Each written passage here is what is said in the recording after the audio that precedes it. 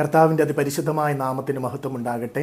എല്ലാ ദൈവമക്കൾക്കും വീണ്ടും വരുന്ന നമ്മുടെ രക്ഷകനും വീണ്ടെടുപ്പുകാരനുമായിരിക്കുന്ന യേശു കർത്താവിൻ്റെ നിസ്തുല്യ നാമത്തിൽ സ്നേഹവന്ദനം. അല്പസമയം പ്രാർത്ഥനയോടുകൂടെ കർത്താവിൻ്റെ മാറ്റമില്ലാത്ത ജീവനുള്ള വചനം നമുക്ക് ചിന്തിക്കുകയും പഠിക്കുകയും ചെയ്യാം.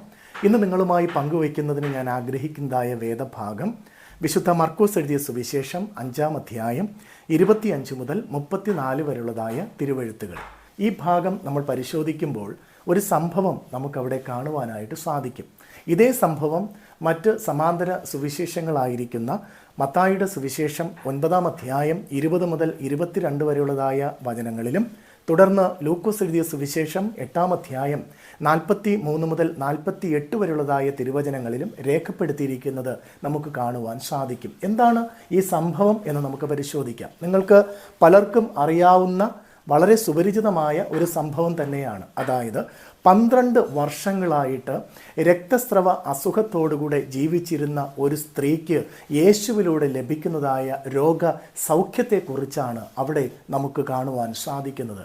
1-2 വർഷങ്ങളല്ല, ഈ സ്ത്രീ 12 വർഷങ്ങളായിട്ട് രക്തസ്രവ അസുഖത്തോടുകൂടെ ജീവിച്ചതായ ഒരു സ്ത്രീയായിരുന്നു. നമുക്കറിയാം, നമ്മുടെ പ്രാണൻ അല്ലെങ്കിൽ നമ്മുടെ ജീവൻ നിലനിൽക്കുന്നത് രക്തത്തിലാണ്.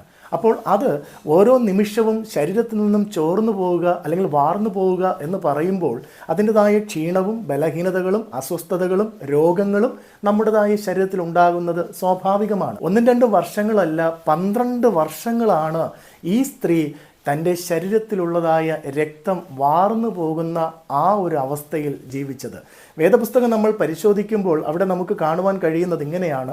25-ാമത്തെ വചനം: 12 സംവത്സരമായിട്ട് രക്തസ്രവമുള്ളവളായി പല വൈദ്യന്മാരാലും ഏറിയോന്ന് സഹിച്ച് തനിക്കുള്ളതൊക്കെയും ചെലവഴിച്ചിട്ടും ഒട്ടും ഭേദം വരാതെ ഏറ്റവും പരവശയായി തീർന്നിരുന്ന ഒരു സ്ത്രീ യേശുവിൻ്റെ വർത്തമാനം കേട്ടു എന്നാണ് ഇവിടെ കാണുവാൻ സാധിക്കുന്നത്.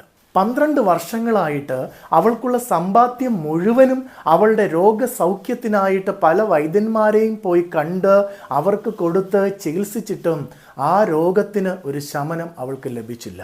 അങ്ങനെ അവൾ യേശുവിൻ്റെതായ വർത്തമാനം കേൾക്കുവാനായിട്ടിടയായി. യേശുവിനെ കുറിച്ച് അവൾ കേൾക്കുവാനായിട്ടിടയായി. യേശു സൗഖ്യദായകനാണ്, യേശു മരിച്ചവരെ ഉയർപ്പിക്കുന്നവനാണ്, യേശു ദൈവപുത്രനാണ്, യേശു ഒരു നല്ല ഗുരുവാണ് എന്നൊക്കെയുമുള്ള യേശുക്രിസ്തുവിനെ കുറിച്ചുള്ള നല്ല വർത്തമാനം കേട്ടിട്ട് അവളുടെ മനസ്സിൻ്റെ ഉള്ളിൽ അവളൊരു തീരുമാനമെടുക്കുകയാണ്. ഇത്രയും വർഷങ്ങൾ ഞാൻ പല വൈദ്യന്മാരെയും പോയി കണ്ട് എൻ്റെ സമ്പാദ്യം മുഴുവനും എൻ്റെ രോഗസൗഖ്യത്തിനായിട്ട് ഞാൻ ചെലവഴിച്ചു.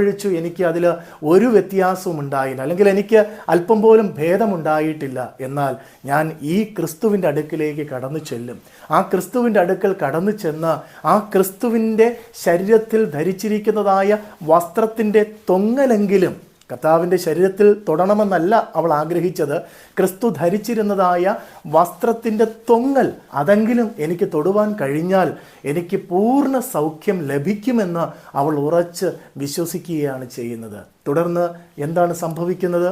യേശു കർത്താവ് യായിറോസിൻ്റെ മകളെ സൗഖ്യമാക്കുവാൻ ആ ഭവനത്തിലേക്ക് കടന്നു പോകുന്നതായ യാത്രയിൽ കർത്താവ് മാത്രമല്ല, ശിഷ്യന്മാരുണ്ട്, ഒരുപാട് പുരുഷാരം യേശുക്രിസ്തുവിനെ ഇങ്ങനെ പിന്തുടരുകയാണ്. യായിറോസിന്റെ ഭവനത്തിൽ നടക്കുവാൻ പോകുന്ന ആ വലിയ അത്ഭുതത്തെ കാണുവാൻ യേശുവിൻ്റെ പിന്നാലെ ഒത്തിരി ആൾക്കാരിങ്ങനെ സഞ്ചരിക്കുകയാണ്. അങ്ങനെ വളരെ തിരക്കിൻ്റെതായ നടുവിലൂടെ കർത്താവും ശിഷ്യന്മാരും നടന്നു പോകുമ്പോഴാണ് ഈ സ്ത്രീ തൻ്റെ വിശ്വാസത്തിൽ ഉറപ്പുള്ളവളായിട്ട് അവൾ യേശുവിൻ്റെ പിന്നാലെ ചെന്ന് യേശു ധരിച്ചിരുന്നതായ വസ്ത്രത്തിൻ്റെ തൊങ്ങൽ തൊടുവാനിടയായി തീർന്നത്. ക്ഷണത്തിൽ തന്നെ അവൾ ഒരിക്കലും പ്രതീക്ഷിക്കാത്തതായിട്ടുള്ളൊരു മാറ്റം അവളുടെ ശരീരത്തിൽ അവൾക്ക് ഉണരുവാനായിട്ട് സാധിച്ചു. എന്താണ്? യേശുവിൽ നിന്നുള്ളതായ ദൈവിക ശക്തി വിശ്വാസത്തോടുകൂടെ കർത്താവിനെ തൊട്ടതായ ആ രോഗിയായ സ്ത്രീയുടെ മേൽ പ്രവഹിക്കുകയും അവളെ അന്ന് വരെ മാനസികമായും ശാരീരികമായും തളർത്തിക്കൊണ്ടിരുന്നതായ ആ രക്തസ്രവ അസുഖത്തിൽ നിന്നും പരിപൂർണമായ വിടുതൽ, പരിപൂർണമായ ആശ്വാസം അവൾക്ക് പ്രാപിക്കുവാനായിട്ട് ഇടയായിത്തീരുകയാണ്. എന്നെ കേൾക്കുന്ന പ്രിയ ദൈവമക്കളെ, 12 വർഷങ്ങൾക്ക് ശേഷമാണ് യേശുവിൻ്റെ അടുക്കൽ കടന്നുപോയി സൗഖ്യം പ്രാപിക്കുവാനായിട്ടിടയായി തീർന്നിരിക്കുന്നത്. ആയതിനാൽ എൻ്റെ ഈ സന്ദേശം കേൾക്കുന്ന നിങ്ങൾ ആരെങ്കിലും വർഷങ്ങളായിട്ട് ഏതെങ്കിലും രോഗത്തിന് വേണ്ടി ചികിത്സിച്ചിട്ട് ഭേദം വരാതെ ഡോക്ടർമാരാൽ കൈയൊഴിയപ്പെട്ട് ഉറ്റവരാലും ഉടയവരാലും തള്ളപ്പെട്ട് വേദനയോടുകൂടെ നീറുന്നതായ മനസ്സുകളുമായി ജീവിക്കുന്ന ആരെങ്കിലും ഉണ്ടെങ്കിൽ എന്നെ കേൾക്കുന്ന പ്രിയ സഹോദര, പ്രിയ സഹോദരി, നിന്നെ സൗഖ്യമാക്കുവാൻ ശക്തനായ ഒരു യേശു ക്രിസ്തു ഉണ്ട്. നീ കർത്താവിനെ കുറിച്ച് ഒരുപക്ഷെ ഈ സമയത്തായിരിക്കാം കേൾക്കുന്നത്, അല്ലെങ്കിൽ ഇപ്പോൾ ആയിരിക്കാം നീ യേശുവിൻ്റെതായ മഹത്വവും യേശു ദൈവപുത്രനാണെന്നുള്ളതും യേശുവിലൂടെ രക്ഷയും സൗഖ്യവും ആശ്വാസവും സമാധാനവും സന്തോഷവും വിടുതലും എൻ്റെ ജീവിതത്തിലും എനിക്ക് പ്രാപിക്കുവാൻ സാധിക്കുമെന്നുള്ളത് മനസ്സിലാക്കിയിരിക്കുന്നത്. എന്നാൽ നീ അറിഞ്ഞതായ ഈ കർത്താവിനെ ഈ നിമിഷം തന്നെ നീ പൂർണ്ണമായി നിൻ്റെ ഹൃദയത്തിലേക്ക് വിശ്വാസത്തോടുകൂടെ നീ ഏറ്റെടുത്ത് ആ ക്രിസ്തുവിൻ്റെ അടുക്കിലേക്ക് നീ കടന്നു ചെന്ന് നിൻ്റെതായ നൊമ്പരങ്ങളും നിൻ്റെ വേദനകളും നീ ഇത്രയും വർഷം അനുഭവിച്ചു കൊണ്ടിരുന്നതായ രോഗദുരിതങ്ങളും പൂർണ്ണമായി അവനിൽ സമർപ്പിച്ചുകൊണ്ട് നീ പ്രാർത്ഥിക്കുന്നുണ്ടെങ്കിൽ നിൻ്റെ ജീവിതത്തിൽ യേശുവിലൂടെയുള്ളതായ വിടുതലും ആശ്വാസവും സൗഖ്യവും പ്രാപിക്കുവാൻ സാധിക്കും എന്നുള്ളതിന് യാതൊരു സംശയമില്ല. ഇവിടെ ഈ ഭാഗത്തേക്ക് നമുക്ക് കടന്നു വരാം.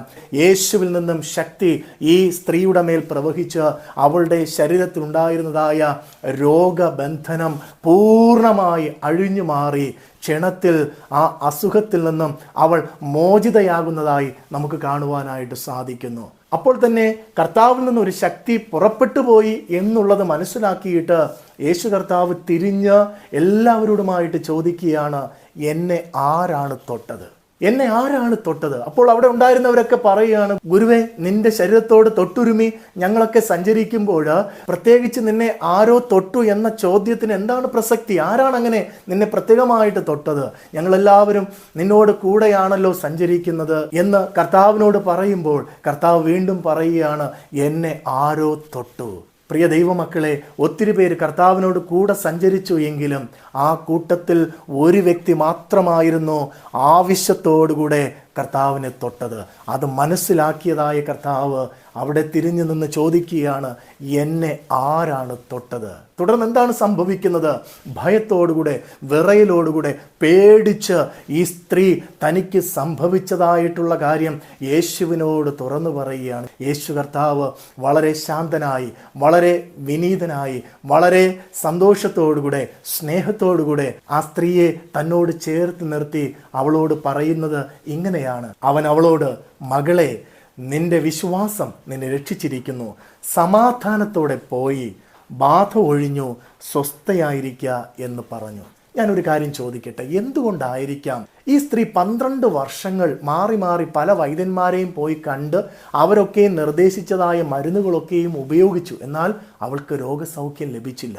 എന്താ, ആ ഡോക്ടർമാർക്ക് അല്ലെങ്കിൽ ആ വൈദ്യന്മാർക്ക് അറിവില്ലാത്തത് കൊണ്ടാണോ? അല്ലെങ്കിൽ ഈ സ്ത്രീയുടേതായ അസുഖത്തെ പൂർണ്ണമായിട്ട് പരിഹരിക്കുവാൻ കഴിയുന്ന വിധത്തിലുള്ളതായ മരുന്നുകൾ അവർക്ക് നിർദ്ദേശിക്കുവാൻ സാധിക്കാത്തത് കൊണ്ടോ, അല്ലെങ്കിൽ അതിനുള്ള പരിജ്ഞാനം ഇല്ലാത്തത് കൊണ്ടോ ആണോ? അല്ല, ഒരിക്കലുമല്ല. ഇവിടെ വളരെ വ്യക്തമായിട്ട് പറയുന്നുണ്ട്, ആ സ്ത്രീയുടെ ശരീരത്തിൽ ഇത്രമാത്രം രക്തം വാർന്നുപോയി അവശയായിത്തീരുന്നതിന് കാരണമായിരുന്നത് അവളിലുണ്ടായിരുന്ന ഒരു ബാധയായിരുന്നു എന്നുള്ളതാണ്. ഒരു ബാധയാൽ ഉണ്ടായതായ രോഗമായിരുന്നു 12 വർഷങ്ങളായിട്ട് ഈ സ്ത്രീയെ വലച്ചുകൊണ്ടിരുന്നത്, തളർത്തിക്കൊണ്ടിരുന്നത്. അതുകൊണ്ടാണ് ഈ വൈദ്യന്മാരാൽ ചികിത്സിച്ചിട്ടും അവൾക്ക് ഒട്ടും ഭേദം വരാതെ ഇരുന്നത്. എന്നെ കേൾക്കുന്ന പ്രിയ ദൈവമക്കളെ, ഡോക്ടർമാർ നിങ്ങളെ കൈയൊഴിഞ്ഞിട്ടുണ്ടോ?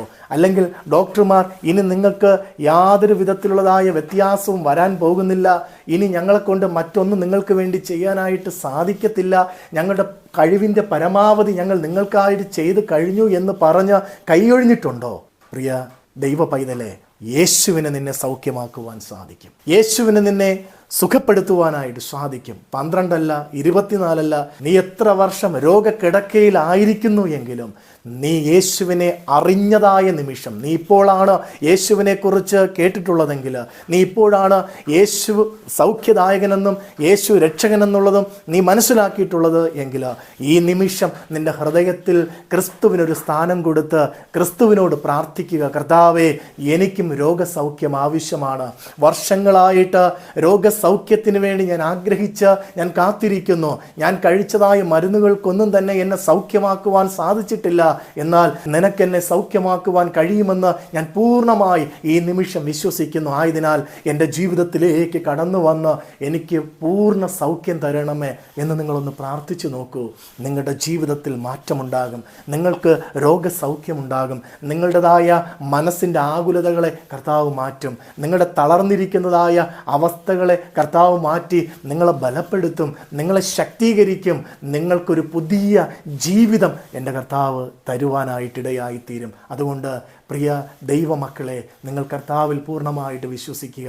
നീ ആയിരിക്കുന്നതായ അവസ്ഥകളിൽ നിന്നും നിനക്കൊരു മാറ്റം നിശ്ചയമായും എൻ്റെ കർത്താവ് തരും. ആ രക്തസ്രവാസുഖത്തോടുകൂടെ ജീവിച്ചിരുന്ന സ്ത്രീയോടുകൂടെ കർത്താവ് യേശുക്രിസ്തു പറയുകയാണ്, മകളെ, സമാധാനത്തോടുകൂടെ പോക, നിന്നിലുള്ള ബാധ മാറിയിരിക്കുന്നു. ആയതിനാൽ നീ സ്വസ്ഥയായിരിക്കുക. നിൻ്റെ ജീവിതത്തിൽ നിനക്ക് ഇനി സ്വസ്ഥതയുണ്ടാകും, നിനക്ക് ആശ്വാസമുണ്ടാകും, നിനക്ക് സൗഖ്യം വന്നിരിക്കുകയാണ്. അതിനാൽ നീ സന്തോഷിക്കുക എന്ന് കർത്താവ് ഭയത്തോടും വിറയലോടും കൂടെ നിന്നിരുന്നതായ ആ സ്ത്രീയെ കർത്താവ് ധൈര്യപ്പെടുത്തി അവളുടെ ജീവിതത്തിലേക്ക് അവളെ മടക്കി അയക്കുന്നതായി നമുക്ക് കാണുവാൻ സാധിക്കുന്നു. നീ വർഷങ്ങളായിട്ട് പല രോഗങ്ങൾക്ക് വേണ്ടി ചികിത്സിച്ചിട്ട് നിനക്ക് രോഗസൗഖ്യം ലഭിച്ചിട്ടില്ല എങ്കിൽ നീ മനസ്സിലാക്കണം, നിന്റെ ശരീരത്തിലുള്ളതായ രോഗം അത് സാധാരണ ഒരു രോഗമല്ല, അത് ബാധയാൽ ഉണ്ടായിരിക്കുന്നതായ രോഗമാണ്. ആ രോഗത്തെ നിന്നിൽ നിന്നും പൂർണ്ണമായി മാറ്റുവാൻ, നിനക്ക് സൗഖ്യം തരുവാൻ യേശു കർത്താവിന് മാത്രമേ സാധിക്കത്തുള്ളൂ. അതല്ല എങ്കിൽ നിനക്കുള്ളത് എത്ര വർഷം നീ വിറ്റ് നിന്റെ രോഗസൗഖ്യത്തിനായിട്ട് നീ ഡോക്ടർമാർക്ക് നൽകി നീ ചികിത്സിച്ചാലും നിനക്കൊരിക്കലും രോഗസൗഖ്യം ലഭിക്കുവാൻ പോകുന്നില്ല. ആയതിനാൽ എൻ്റെ കർത്താവിൻ്റെ അടുക്കിലേക്ക് കടന്നു ചെല്ലുന്നു എങ്കിൽ നിന്റെ ശരീരത്തിൽ ഇത്രയും വർഷം നീ ഈ ചുമക്കേണ്ടി വന്നതായ രോഗത്തിൻ്റെ കാരണമായിരിക്കുന്ന വേരിനെ മൂടോടെ പിഴുതെടുത്തെറിഞ്ഞ് നിനക്ക് പൂർണ്ണമായ സൗഖ്യം തരുവാൻ കർത്താവായ യേശു ക്രിസ്തുവിന് കഴിയും. ദൈവത്തിൻ്റെ ആത്മാവ് നിങ്ങളെ അതിനായിട്ട് ഒരുക്കുകയും സഹായിക്കുകയും ചെയ്യുമാറാകട്ടെ. ആമേൻ, ആമേൻ.